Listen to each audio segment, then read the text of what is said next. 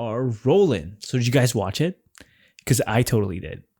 And that's right, I'm going to buy one.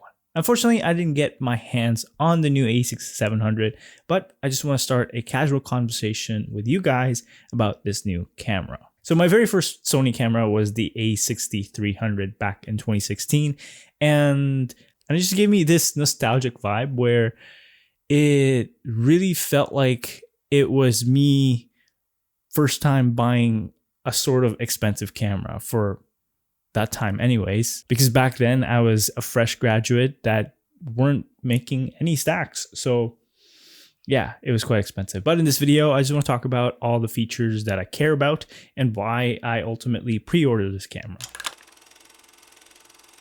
First of all, this new camera is not a game changer. Well, in that line, yeah, sure, because this was the game changer. The Sony FX30 was a big gap filler between the prosumer cameras to your cinema cameras. And I can totally understand why Sony released this first before the new APS-C line. You probably have better skills that you accumulated throughout the years of owning the old APS-C line cameras. So this was the next step up, either this or the FX3, or if you're doing really big gigs, the FX6 or the FX9.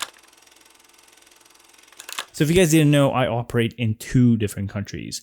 One is in Taiwan and one is in Canada, and that I do different types of videos in terms of client work. And what I plan to do is have 2 sets of cameras with me in Taiwan and with my small team here in Canada. I don't want to keep renting cameras if we are getting consistent work. Since the A6700 is sharing the same sensor as this guy, it's going to match very, very well. Same logic goes to the A7S III, FX3, and the ZV-E1.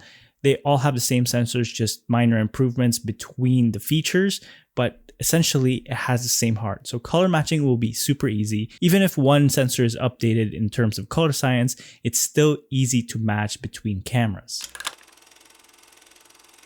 I'm also excited for the new camera because of the EVF.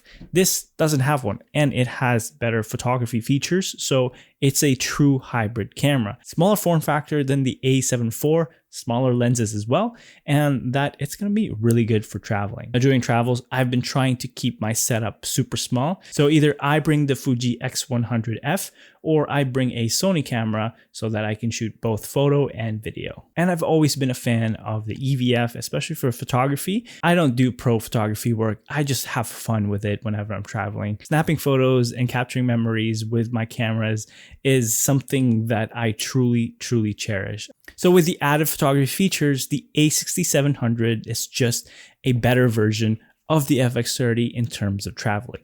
This is a really good workhorse. Don't get me wrong. This camera is still going to be one of the best bang for your buck cinema cameras out there.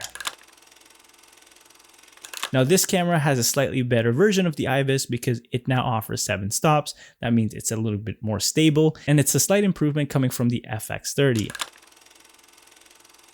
4K 120 frames per second. Again, it's very similar to the FX30, has a crop as well, and it also has 10-bit 422. That's the thing that I'm most excited about. So that's gonna allow me to push the footage if I really want to, and that it's gonna have the same flexibility as this guy. So I'm very excited for that. With the other frame rates, it's good to have, but I don't usually shoot high frame rates, so it's just a nice plus. Now with all that firepower, I was concerned about the overheating because this kind of shares a similar type of body with the A7C and the new ZV-E1. So the ZV-E1 has overheating issues, and that I was afraid that this was going to have it too.